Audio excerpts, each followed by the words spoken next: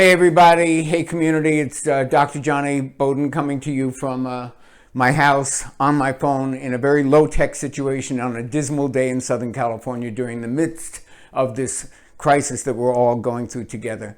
And I wanted to give you just a short video with some perspective on this. I don't want to talk about the health issues involved in the coronavirus. We'll do that many times. We have done that. I've made a video about what I think we all should do about that in terms of immunity. What I want to talk about here directly to you guys is the challenge to our social community, the challenges which I don't think people are talking about enough, to what kind of people we're going to be when this is all over. And how are we going to pull together and make some kind of opportunity out of this? And believe me, there are opportunities in this. And that's what I want to talk about today.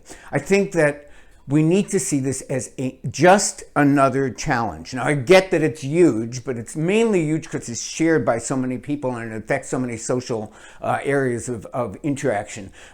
But it's really just another challenge.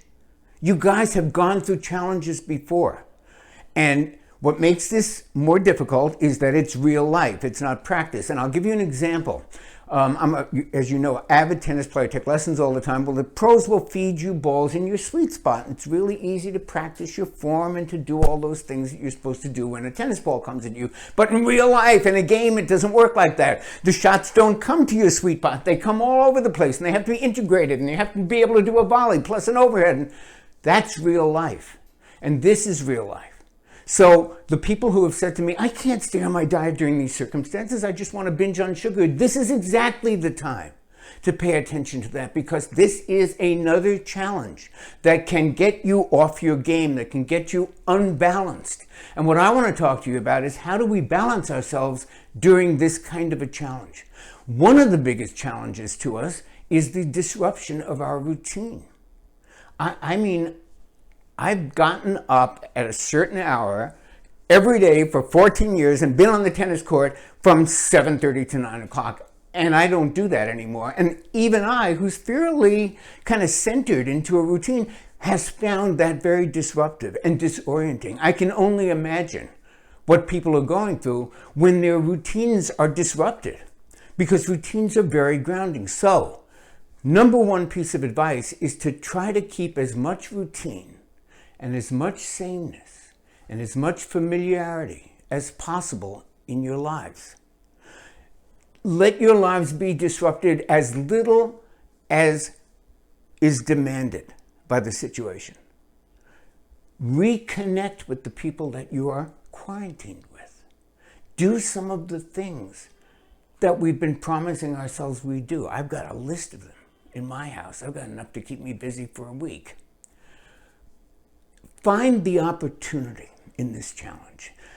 I lived through 9/11. I was as far from the bombing as it looked down the street. I was in Soho. It's very low buildings there. You could see I saw the second plane come in and it looked like it was 10 blocks away. It was actually a mile away. Point is, I was there when that happened. And it seemed like the most devastating challenge it was the most devastating challenge any of us had ever experienced. And I hate to say there's a silver cloud in this, because I wouldn't call it a silver cloud, but something emerged from that craziness during 9/11, which is New York, and is everything you have ever heard about if you live in it. I mean, people don't look at each other, they just are disconnected and isolated, and they came together. People began to see one another without the roles and the masks. The elevator man in an East Side high-rise saw the executive in the penthouse, and the penthouse guy saw the elevator guy, and for the first time probably in their lives, they saw another human being going through the same thing. Both of those people had uncles and children and cousins and lovers, and they saw that's how you function, and they connected in a way that, as a New Yorker, I had not seen before, and I don't think a lot of us had seen before.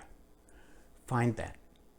There are opportunities to break through barriers, to make connections, to connect with your neighborhood, to connect with yourself. I think one of the biggest challenges of this is that we're spending a lot of time alone, in isolation. We don't know what to do with ourselves because we're so distracted by technology all the time. We have never thought, what is it like to sit with your own thoughts? It's an opportunity. We'll talk about the health stuff. We'll talk about the immune system. But we got to talk about who we're going to be when this is over, because it is going to be over. And now I will tell you this. If you're religious, just think all things will pass. This too will pass. It will, I promise. If you're a data kind of guy, science kind of person, you want to know that. Let me just tell you, from my 70 years of experience on the planet, I've lived through a few of these. They all come out okay in the end.